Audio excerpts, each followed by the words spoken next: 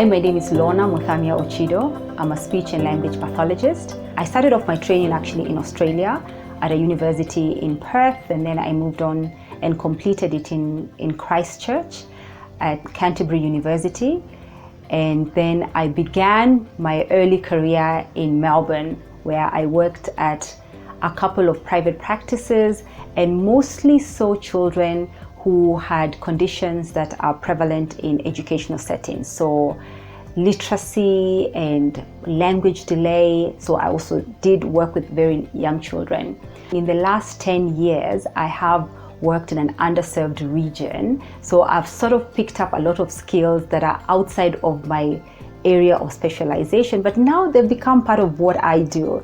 But really very dear to me, some of the things that I am very passionate about, or the topics that I'm very passionate about, are literacy. That's what I am focusing on in my postgraduate studies, my doctoral studies. I'm specializing in literacy disorders and really evaluating teachers' effectiveness or competencies in teaching children how to read, write, and spell successfully. And just also looking at, do they know what the pillars of literacy instruction are?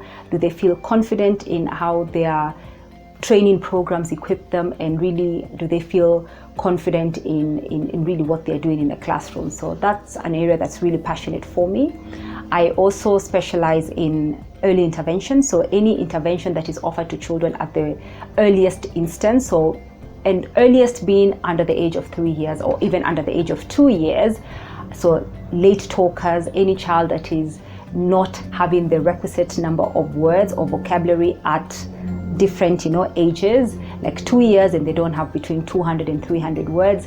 I feel right at home working with children such as those. I also specialize in language delay, so any form, whether it is as a result of a specific language disorder or a developmental issue like autism spectrum disorder, or a congenital issue like syndromes like Down syndrome. I've also worked with children who stutter and children who have dyspraxia, children who have a hearing impairment, and we've been working on like an auditory verbal approach to the intervention.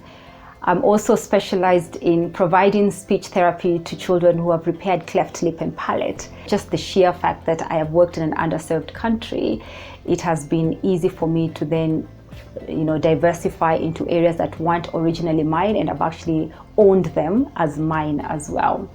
So the last 10 years of my practice have been in Nairobi, Kenya. So Nairobi is in East Africa, that actually I think has made one of the wonders of the world list, because we have a national park that is, like the wild, where you can see lions and whatnot. Right now, I'm in Nairobi, Kenya, and I am, I think, within 15 kilometers of a lion and a giraffe and a rhino and a hippo, elephants, but the elephants are not actually at the park, but they're in our conservation center, again, within about 10 kilometers from where I am. So that's very exciting. And in the last 10 years, really, I have been able to start a practice, and not just start a practice, but be able to increase awareness of speech therapy in this country that has less than a handful of speech therapists that are practicing.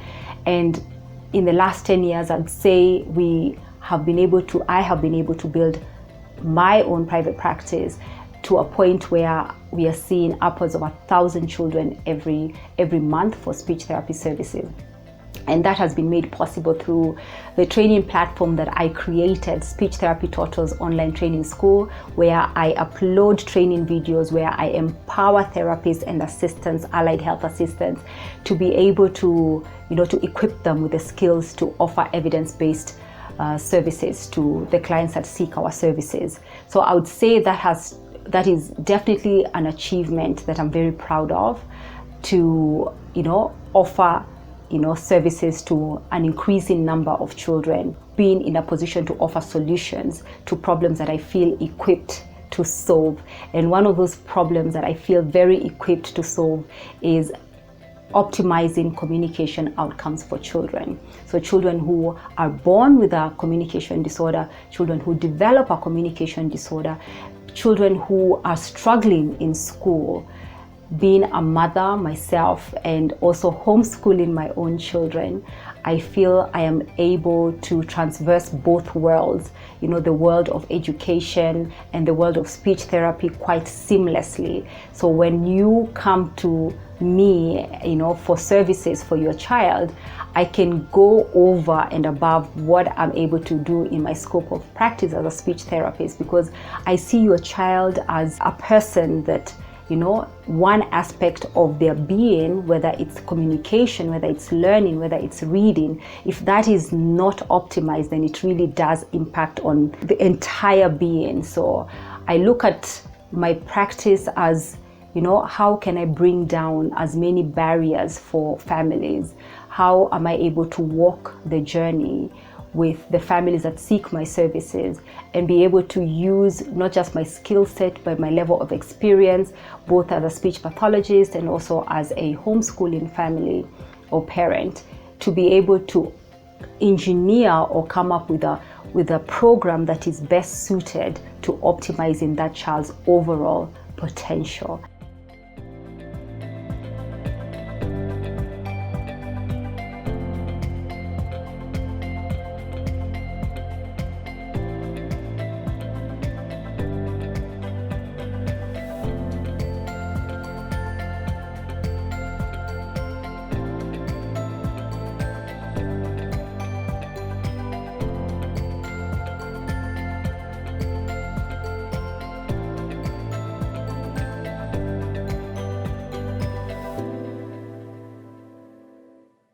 We actually happened to have gone to the park on Saturday. We actually saw a lion with a kill. We saw, I think, about 3 lions, which to me is like, yeah. And we got to hear a bit about how many lions there are there. Do you know how many lions there are? Nope. There are 50. They're 50. Mm. Oh, so it's a very... No, not really. I don't think they can have more than 50. Like, there's such a careful ecosystem that is being maintained. Like, they don't have elephants. They don't have elephants because it is not big enough, and I don't understand. I'm like, it looks so big, but then they clearly know why it's not big enough, and I think, yeah. So anyway, so they are, and I think there are about 250 giraffes. There are so many giraffes. The lions are, it felt like an intrusion really on them. They don't like they like to be in very short grasslands, like unhidden. And they're just there. They all have collars. Like, you can see the whole thing is being managed. Like, they are keeping track of where the lions are. So it's been monitored. But it was so nice. We saw the 2 lions. So a lioness, and a lion, I suppose. And then this one lioness with the kill, and it was dragging it, and there were vultures like waiting. And then it was dragging it, and it dragged it into a valley, and I was so relieved because all the cars, like, it's so intrusive because all the tour vans, and they all communicate with each other. Where have you spotted a lion? Like, we all just go for the lions. Like, there are so many buffaloes, like, we don't care about the buffaloes. Like, there are so many buffaloes, and there are so many, obviously, antelopes, and I don't know, beast and wildebeest. And then, yeah, so this lion was dragging its kill, but I think there must have been some cubs somewhere. Do you know the SGR has gone the tracks? But they've done it very respectfully. Like, if I can say so myself, like, I was like, why have they done that?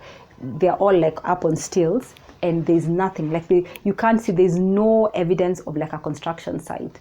Like, it's almost like just become, and I think that was the reason. It will be a pleasant trip on that train. Can you imagine? You'll be spotting like animals in the wild. Yeah, so I guess I think they've done the most they could to protect the environment as they put this huge, these massive pillars that are holding up the tracks. But we never think about it like often enough. Like, we have this world wonder like within, like yeah, in a city.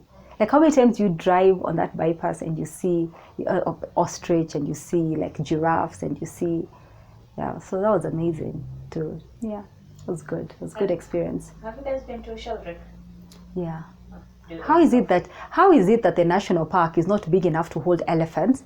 And I would imagine They're destructive. They're destructive. What about the Sheldrick? Not as much as elephants. No. But then the elephants The are, elephants. or because they're big. No, They're usually raised to a certain age. and then they're released. yeah. So I thought I gathered that was the reason why they don't have elephants at the park. That they're very destructive. Very. What do they do? Like, are they destroying to eat, or They they're cut just down trees for fun, for especially fun? the males, when they are showing how strong they are for the females. Ah. They uproot trees, a lot of damage. Like anything we can think of, They can do.